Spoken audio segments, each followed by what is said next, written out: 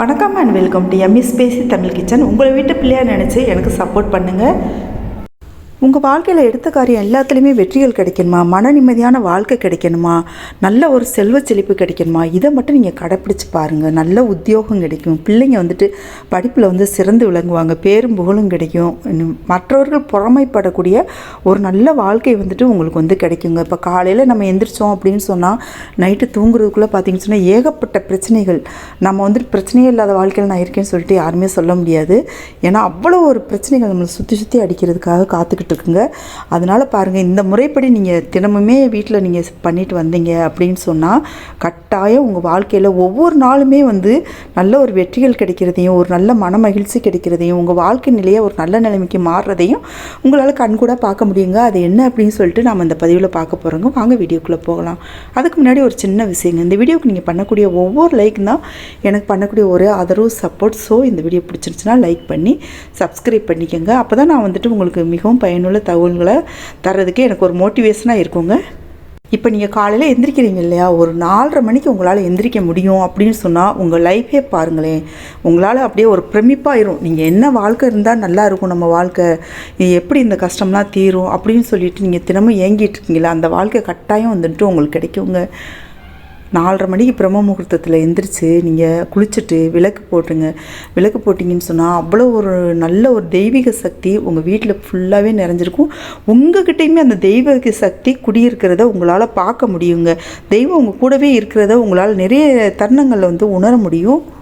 சரி, நைட்டு நீங்கள் தூங்குறதுக்கு கொஞ்சம் லேட் ஆகிடுச்சு, காலையில் என்னால் அவ்வளோ சீக்கிரத்துலலாம் எழுந்திரிக்க முடியாது அப்படின்னு நீங்கள் நினச்சிங்க அப்படின்னு சொன்னால் காலையில் சூரிய உதயத்துக்கு முன்னாடி நீங்கள் எந்திரிச்சிட்டு சட்டுன்னு ஒரு அரை மணி நேரம் செலவழிச்சிங்கனாலே குளிச்சுட்டு டக்குன்னு ஒரு பூஜையை பண்ணிவிட்டு நீங்கள் போய் கிச்சனில் போய் வேலையை பார்க்க ஆரம்பிச்சிடலாங்க. நம்ம மனசு தாங்க காரணம். நம்ம என்னால் முடியாது, காலையில் பிள்ளைங்களை ஸ்கூலுக்கு அனுப்பணும், ஹஸ்பண்டை ஆஃபீஸ்க்கு அனுப்பணும், சமைக்கணும், டிஃபன் கட்டணும், கிளப்பணும் அப்படின்னு நீங்கள் நினைக்கிறீங்களா?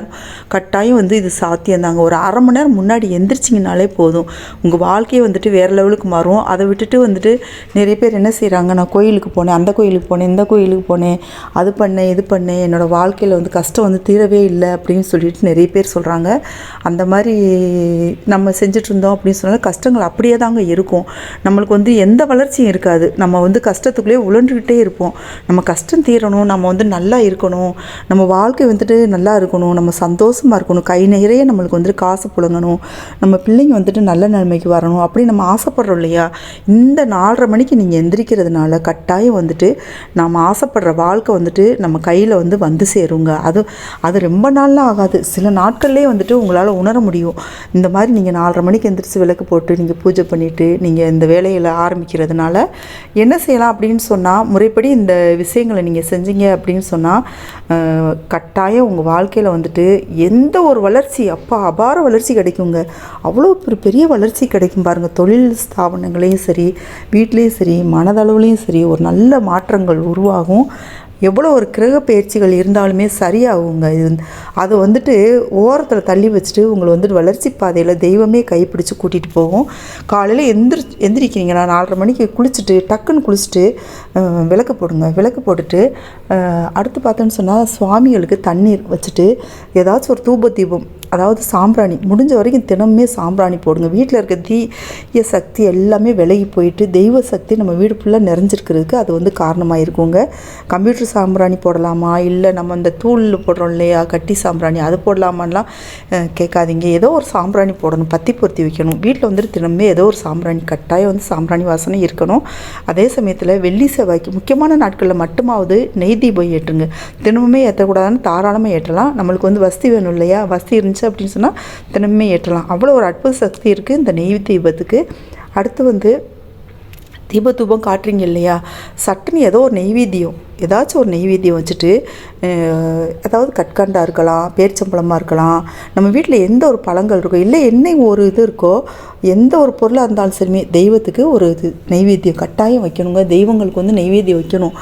அடுத்து பார்த்தோன்னு சொன்னால் தண்ணீர், இந்த பஞ்சபாத்திரம் வச்சுருப்போம் இல்லையா, அப்படி இல்லைன்னா மண் செம்பில் குலதெய்வத்துக்கு மண் செம்பில் தண்ணி வச்சுட்டு, அடுத்து ஒரு சின்ன பஞ்சபாத்திரத்தில் கொஞ்சம் தண்ணி எடுத்து வச்சுட்டு நாம் விளக்கேற்றி வச்சுட்டு தீபம் காட்டிட்டு உங்களுக்கு பிடிச்ச தெய்வத்தோட பதிகம் ஏதாவது சொல்லலாம். அப்படி இல்லைன்னு சொன்னால் நீங்கள் வந்துட்டு உங்களுக்கு இஷ்ட தெய்வம், உங்களோட குலதெய்வம் விநாயகர், இவங்க பேரை சொல்லியே, இப்போ உங்களுக்கு வந்துட்டு குலதெய்வம் வந்து கருப்பசாமியாக இருக்கார், இல்லை ஐயனாராக இருக்கார், ஏதோ ஒரு சாமின்னு வச்சுக்கோங்க. உங்கள் குலதெய்வம் வந்து அவ்வளோ சக்தி இருக்குது. அவங்க பேரை சொன்னாலே அவ்வளோ ஒரு மனமகிழ்ந்து அவங்க கூடவே வந்துடுவாங்க.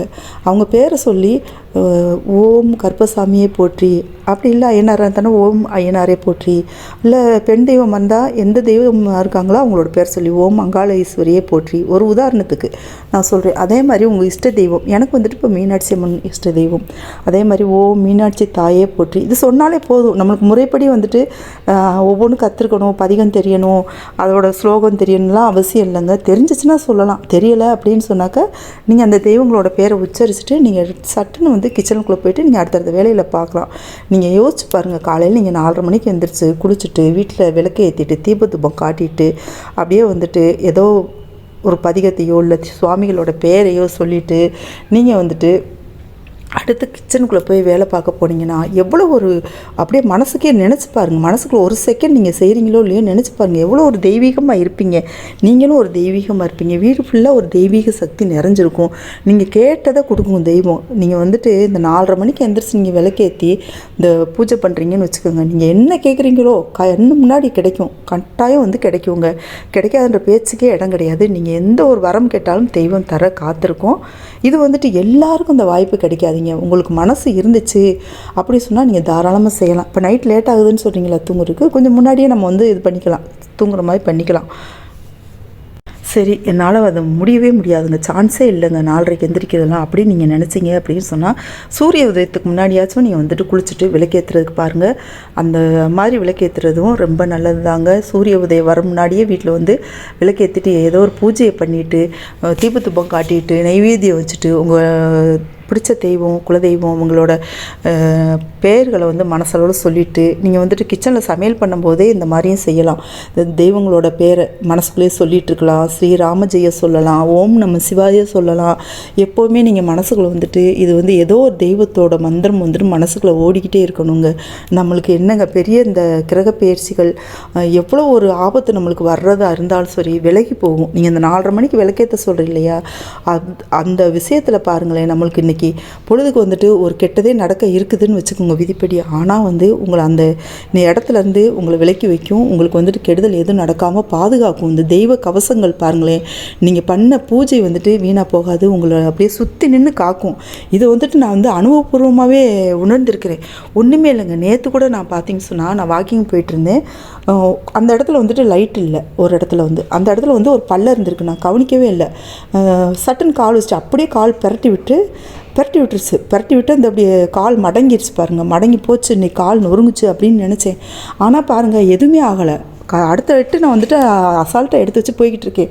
எனக்கே ரொம்ப ஆச்சரியமாக இருந்துச்சு. அப்படி தெய்வம் வந்துட்டு ஒரு செகண்டில் வந்துட்டு நம்மளை எந்த ஒரு கெடுதலில் இருந்து காப்பாற்றுங்க. ஆனால் வந்துட்டு நான் காலையில் பண்ணி அந்த பூஜைகள் நிறைய நேரம் என்னை வந்துட்டு ஒவ்வொரு நேரமும் கவசமாக இருந்து பாதுகாத்திருக்கு. என்னோடய வந்துட்டு இந்த தெய்வம் இருக்கிறத என்னால் கட்டாயமாக உணர முடியுதுங்க. அவ்வளோ ஒரு தெய்வ சக்தி இந்த முறையில் வந்துட்டு பூஜை பண்ணுறதுனால அதனால் பாருங்கள், கட்டாயமாக வந்துட்டு இந்த மாதிரி நீங்கள் செய்யுங்க. நேரம் இல்லைன்னுலாம் சொல்ல வேண்டாங்க.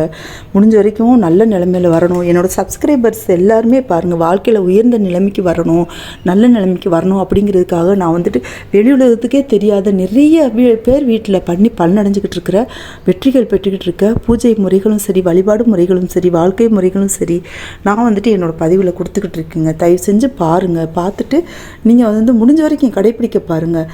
உங்கள் வீடே பாருங்களேன் அப்படியே தெய்வத்தால் சூழ்ந்து இருக்கிற மாதிரி இருக்கும். தெய்வமே நம்ம கூட இருக்கும்போது நம்மளுக்கு எந்த ஒரு பிரச்சனையுமே வராது, விலகி போயிடும் எந்த ஒரு பிரச்சனையாக இருந்தாலும். அடுத்து வந்துட்டு சாயங்காலம் அதே மாதிரி சாயங்காலமே பாருங்களேன் விளக்கேற்றி வச்சு சூரியன் அஸ்தமனம் ஆன பின்னாடி 6 மணிக்கு பின்னாடி விளக்கேற்றி வச்சுட்டு தீபத்தூபம் காட்டிட்டு நாம் வந்துட்டு இப்போ தெய்வங்களோட பேரோ அப்படி இல்லை பதிகமோ அப்படி இல்லை ஸ்லோகமோ நம்மளுக்கு தெரிஞ்ச ஏதோ ஒன்று நம்ம வந்துட்டு சொல்லிவிட்டு அந்த நேரத்தில் பாருங்களேன் இந்த சீரியல் ஓடுறதை வந்துட்டு கட் பண்ணிடுங்க. டிவி ஓடிக்கிட்டு இருந்துச்சு அப்படி அப்படின்னு சொன்னால் ஆஃப் பண்ணிடுங்க. வேறு எந்த சத்தமும் இல்லாமல் உங்களுக்கும் தெய்வத்துக்குமான நேரமாக அதை வந்து உருவாக்கிக்கோங்க. தெய்வம் வந்து நீங்கள் கேட்டதை வந்துட்டு கொடுக்குங்க. அவ்வளோ ஒரு பவர் இருக்குது இந்த வழிபாட்டுக்கு. அது மாதிரி சாயங்காலமே நைவேத்தியம் வைக்கணுமா அப்படின்னு சொன்னால் தேவையில்லைங்க. காலையில் வச்சுருங்க இல்லையா நைவேத்தியம், ஒரு நாளைக்கு ஒரு தடவை வச்சாலே போதுங்க. சரி, எங்கள் வீட்டில் இந்த பூஜையெல்லாம் பண்ணிக்கிட்டு இருக்கேங்க அப்படின்னு சொல்கிறவங்க இந்த கமெண்ட்டில் வந்து சொல்லுங்கள். கட்டாயம் நீங்கள் வாழ்க்கையில் நல்ல நிலைமையில தான் இருப்பீங்க, இன்னமும் இருப்பீங்க. வீடியோ பிடிச்சிருந்துச்சுன்னா லைக் பண்ணி சப்ஸ்கிரைப் பண்ணிக்கோங்க. ஃப்ரெண்ட்ஸ் அண்ட் ஃபேமிலிக்கு ஷேர் பண்ணுங்கள், லைக் பண்ணுங்கள். உங்களோட பொண்ணான கமெண்ட்டை வந்துட்டு கமெண்ட் பாக்ஸில் தெரியப்படுத்துங்க. Thank you so much. Take care.